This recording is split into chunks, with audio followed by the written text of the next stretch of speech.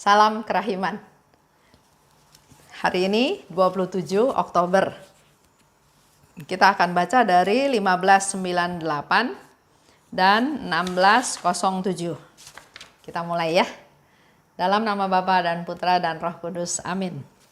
1598, 13 Februari 1938. Aku melihat betapa Tuhan Yesus enggan datang kepada jiwa-jiwa tertentu dalam komuni kudus. Ia mengucapkan kata-kata ini kepadaku. Aku memasuki hati tertentu serasa masuk ke dalam sengsara yang kedua. 1607, 16 Februari 1938. Ketika aku berdoa kepada hati Yesus yang hidup dalam sakramen Maha Kudus untuk wujud imam tertentu, tiba-tiba Yesus menunjukkan kebaikannya kepadaku dan berkata kepadaku, aku tidak akan membebankan kepadanya suatu pun yang melampaui kekuatannya. Hari ini pendek bacaannya, tapi kita nanti bisa dengarkan sharing dari seorang ibu ya. 1598 terjadi 13 Februari 1938, tahun Suster Faustina meninggal. Jadi kalau seperti itu kita bisa tahu kondisi tubuhnya sudah semakin lama semakin lemah. Yesus katakan, aku memasuki hati tertentu serasa masuk ke dalam sengsara kedua. Di situ Suster Faustina bilang ya, Yesus enggan masuk atau enggan datang kepada jiwa-jiwa tertentu dalam komuni kudus. Jadi pada waktu komuni kudus kan segala macam orang datang, bisa menyambut tubuh Kristus, maju ke depan ya. Nah, di sini Yesus sharing pada Suster Faustina, aku memasuki hati tertentu serasa masuk ke dalam sengsaraku yang kedua.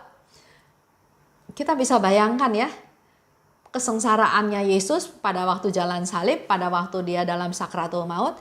Dan sekarang Yesus bilang dia seperti merasakan kembali penderitaan tersebut. Masuk ke dalam jiwa tertentu. Nah, saya cerita dulu awalnya ya. Jadi ada seorang ibu, saya tanya, mau nggak berbagi sharing untuk untuk channel ini? Dan saya kasih 2 nomor tersebut. Dijawab bahwa dia bilang dia kaget kenapa bisa dapat nomor diary 1598 ini. Sebetulnya saya kaget katanya gitu ya. Dan dia udah jawab di grup, dia nggak mau sharing ya. Tapi dia bilang kepikiran kenapa kok saya bisa kasih nomor itu ke dia, padahal saya juga nggak tahu background dia, nggak kenalnya ya kenal di YouTube ya, jadi nggak tahu betul-betul nggak tahu background dia. Tapi akhirnya melalui peristiwa ini ibu tersebut bilang bahwa saya yakin bahwa pemberian nomor itu bukan dari saya maunya saya ya, tapi pasti peran Roh Kudus yang kasih nomor itu kepada dia. Karena saya pun asal kasih ya, maksudnya kalau mau sharing ya saya kasih bahannya. Silahkan bertanya, silahkan sharing, silahkan kasih pendapat. Poinnya seperti itu. Seperti yang mungkin Bapak Ibu dengar kemarin. Yang kemarin juga sama. Kepada Ibu Titi saya cuma kasih nomornya, dia bertanya. Merupakan suatu pertanyaan kepada kita semua ya setelah dia baca nomor tersebut. Jadi dia bilang dia udah coba menghindar, dia bilang lain kali aja ya. Tapi dia tetap nggak tenang. Nah ini menjadi satu sharing juga bahwa kalau Roh Kudus sudah berkarya, kita pasti menghindar pun kita akan menjadi tidak tenang ya. Dan ternyata akhirnya ibu ini sharing, dia bilang memang ada hal luar biasa yang dia alami. Dia cerita begini, memang ada hal yang luar biasa setelah mengikuti renungan ibu, maksudnya renungan menggali rahmat setiap hari ini ya. Dulu saya nggak bisa memaafkan seorang suster. Dia udah didoakan, udah ya mungkin dinasehati, sudah dibujuk, sudah macam-macam ya. Tapi ibu ini bilang enggak bisa. Saya enggak bisa memaafkan suster tersebut. Ya. Tapi melalui satu renungan saya juga nggak tahu yang hari apa ya. Tapi dia bilang saya jadi sadar. Dan dia percaya dulu Yesus masuk ke dalam hatiku serasa masuk ke dalam sengsaranya yang kedua. Jadi pada waktu dia belum bertobat, pada waktu dia masih nggak bisa mengampuni orang tersebut, dia bilang bahwa betul ternyata Yesus masuk ke dalam hatinya itu seperti Yesus masuk mengalami sengsaranya yang kedua. Karena dia bilang di hati dia itu ada rasa benci, ada rasa marah, dan nggak bisa memaafkan orang itu. Nah, dia bilang dia percaya dengan dorongan Roh Kudus, maka nomor itu 1598 dilempar kepadanya. Makanya hati dia nggak tenang kalau dia nggak sharingkan masalah ini. Jadi dia sharing. Sharingnya itu terjadi pada tahun 2006 ya. 2006 dia punya anak, salah satu anaknya mau masuk ke biara. Ya, reaksi orang tua semua hampir sama ya. Nggak setuju kalau anaknya mau masuk jadi biara. Tapi dia mengalami satu kejadian, hampir terjadi kecelakaan, dan akhirnya dia sadar dia nggak boleh menghalangi niat anaknya untuk masuk biara. Akhirnya dia izinkan anak itu masuk biara, tapi izin yang setengah-setengah, dengan harapan, dengan pikiran, paling juga 6 bulan, nanti 6 bulan juga dia nggak betah, dia pulang ya. Tapi ternyata setelah 1 tahun nggak pulang. Dia khawatir juga bagaimana keadaan anaknya.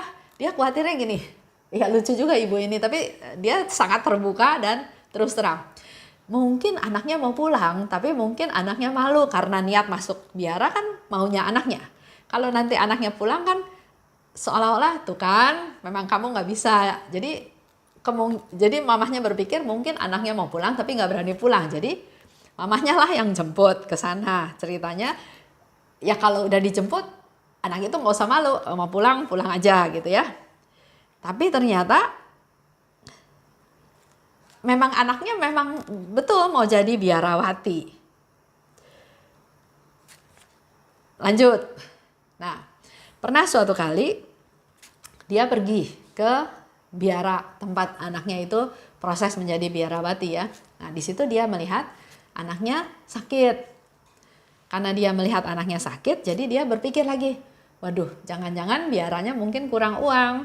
Jadi nggak bisa ngobatin anaknya ke dokter. Jadi dia berbuat baik, dia berniat baik, dia bilang sama salah satu suster di sana, kalau misalnya biaranya nggak ada uangnya, saya bisa keluarin uang untuk membiayai anak saya berobat ke rumah sakit supaya anaknya sembuh, nggak jadi sakit-sakitan. Kalau lihat dari sini betul kan, nggak ada sesuatu yang salah gitu ya. Tapi di situ suster itu bilang di dalam biara nggak ada spesial, semua sama. Jadi nggak ada yang treatment spesial kepada si anak ini ya. Nah, jawaban itu oleh si ibu merasa jawaban yang sangat menyakitkan karena tujuan dia baik kok. Dia nggak harus keluar uang, dia rela keluar uang. Kalau anaknya sakit ya dia obatin sebagai orang tua yang tetap masih memperhatikan anaknya supaya anaknya jangan sakit-sakitan. Tapi kok respon susternya seolah-olah, oh kamu mau minta anak kamu spesial di sini? Nggak ada spesial-spesial di sini, semua sama ya. Nah, jawaban itu yang membuat dia kesel, marah sampai ke tulang katanya ya. Pokoknya saya nggak bisa ampuni suster tersebut. Jadi kita lihat ya, suatu peristiwa bisa saja terjadi banyak salah paham. Ya. Tapi cara menghadapi yang berbeda, akibatnya juga berbeda. Si ibu ini merasa tersinggung, merasa kok bukan diterima kasihin tapi kok malah diomongin seperti itu, sepertinya dia mau anaknya spesial, padahal dia bukan mau minta seperti itu. kok suster itu bisa duga dia sejelek itu. Jadi banyak hal yang membuat dia menjadi kesel, benci ya. Nah, sampai itu terjadi tuh bertahun-tahun. Karena waktu itu anaknya sudah tahun berapa ya, 2013 kalau nggak salah, sudah kaul kekal, sudah jadi biarawati. Bayangin ya, dari tahun 2006, 2013 suster, anaknya sudah jadi biarawati. Dari 2013 terus sampai sekarang 2020, 7 tahun lebih, berarti dia memendam dendam tersebut, benci tersebut, marah tersebut. Sementara dia terima komuni sebelum masa COVID. Nah, di sini dia mengambil satu pencerahan atau satu kesimpulan. Berarti selama ini dia menyambut komuni, sepertinya Yesus itu menderita lagi karena di dalam hatinya itu penuh dengan kebencian. Nah, bagusnya dia juga masih mau dengar nasihat adiknya. Jadi ini adiknya yang memberi nasihat kepada dia. Coba dengerin channel YouTube Menggali Rahmat, channel saya katanya ya. Dan ibu ini juga cerita, saya juga nggak tahu kenapa, kok saya mau aja ya. Jadi akhirnya dia dengerin, dan pelan-pelan ternyata renungan-renungan tersebut membuat aku merasa bersalah. Dan aku jadi sadar.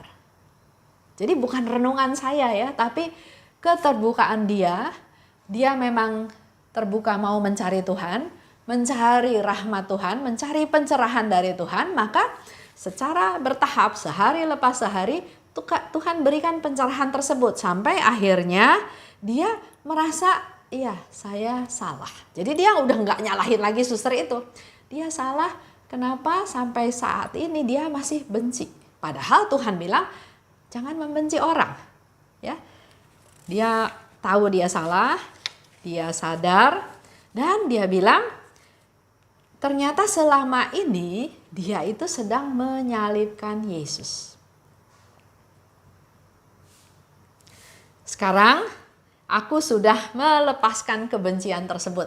Dia sudah betul-betul plong, dia sudah tidak benci lagi sama suster tersebut, sudah nggak ada rasa benci.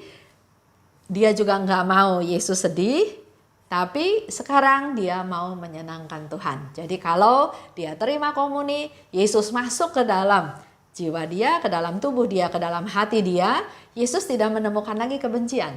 Yesus nggak menderita lagi seperti penderitaan yang kedua kali, tapi Yesus merasa nyaman, merasa senang karena hatinya sudah nggak ada kebencian, sudah dibersihkan. Jadi Tuhan kerja itu luar biasa ya, melalui satu peristiwa, tapi ternyata Tuhan pakai adiknya juga untuk memberikan informasi kepada dia tentang channel Menggali Rahmat ini. Padahal ibu ini juga cerita bahwa dia punya papahnya punya kakak juga jadi Romo. Ya, jadi memang ini keluarga sudah keluarga yang banyak yang menjadi biarawan biarawati ya. Papahnya punya kakak Romo. Nah sekarang anaknya dia menjadi suster, menjadi biarawati. Lanjut ke 1607. Itu juga terjadi pada bulan Februari, 16 Februari 1938. Suster Faustina berdoa pada Yesus di Sakramen Maha Kudus untuk wujud imam tertentu. Di sini Suster Faustina juga mengajar kita untuk kita peduli berdoa untuk orang lain. Ya, kalau Suster Faustina pergi ke ruang Sakramen Maha Kudus, dia berdoa untuk imam tertentu ya. Dan Yesus bilang, aku tidak akan membebankan kepadanya sesuatu pun yang melampaui kekuatannya. Ini juga menjadi pegangan buat kita semua. Ada orang yang bilang, waduh Bu Esther, saya sudah mengalami masalah yang begitu berat, saya udah nggak sanggup lagi. Kalau dia ngomong kayak gitu berarti dia sebetulnya tidak percaya firman Tuhan, di mana Tuhan bilang, aku tidak akan membiarkan dia jatuh tergeletak.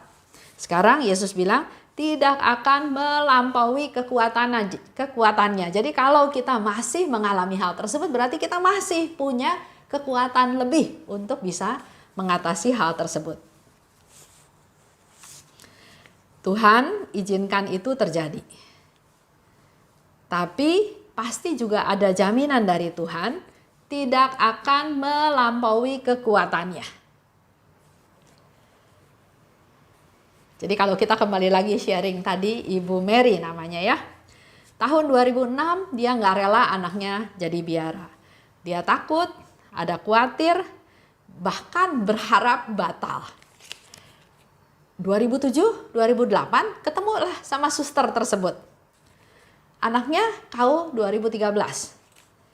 Dari menggali rahmat tahun 2020, dia baru bisa rasa plong. Jadi kalau saya hitung, Ibu Mary ini ada kekecewaan, kebencian selama 12 tahun. Betapa susahnya hidup dia ya. Selama 12 tahun diisi dengan hal-hal yang mendatangkan kebencian, kemarahan. Tapi ini suatu proses ya. Imannya tumbuh. Melalui berbagai peristiwa dia jadi mengenal Allah. Bukan Allah yang secara tulisan, Allah baik, Allah esa, Allah kasih, tapi dia bisa merasakan Allah yang sungguh-sungguh tersirat, yang dia rasakan karena dia mengalami Allah. Dia mengalami bagaimana proses dia selama sekian tahun sampai akhirnya dia bisa punya niat untuk tidak mau membuat Yesus sedih lagi, tapi mau menyenangkan Tuhan Yesus. Itu aja sampai hari ini sharingnya. Terima kasih buat Ibu Mary. Saya tetap buka buat Bapak Ibu yang ingin sharing, ingin bertanya atau memberikan pendapat supaya kita semakin kaya. Betapa yang mengalami problem masalah juga banyak. Tapi Tuhan melalui setiap masalah akhirnya selalu adalah sesuatu yang terbaik buat kita semua. Baik, kita tutup ya. Dalam nama Bapa dan Putra dan Roh Kudus, amin. Allah Bapa yang maha baik, terima kasih Bapa atas pengajaran pada hari ini. Dan kami semakin dikuatkan oleh Ibu Mary melalui sharingnya, melalui pergulatannya, melalui gejolak hatinya, keinginan pribadinya, sampai akhirnya dia menemukan Engkau secara pribadi sebagai Allah yang betul-betul hidup. Dan juga dia punya niat Tuhan untuk menyenangkan Engkau, enggak membuat Engkau lagi sengsara, enggak membuat Engkau lagi sedih, tapi menyenangkan Engkau. Terima kasih Tuhan, melalui sharing ini pasti juga akan banyak manfaatnya buat kami semua juga yang masih memegangi dendam, marah, benci, sakit hati. Biarlah melalui sharing ini semakin banyak orang yang diselamatkan, semakin banyak orang yang bisa mempunyai hati yang terbuka, sehingga Engkau bisa bersatu dengan hati kami masing-masing, bertahta, berdiam nyaman di hati kami masing-masing. Kami mau berdoa secara khusus untuk Ibu Mary ya Tuhan, untuk dia, Engkau pakai dia sebagai alat-Mu Tuhan, supaya dia juga bisa memancarkan belas kasih-Mu.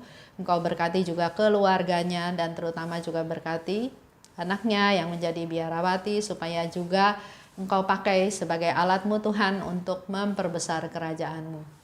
Kemuliaan kepada Bapa dan Putra dan Roh Kudus, seperti pada permulaan, sekarang, selalu, dan sepanjang segala abad.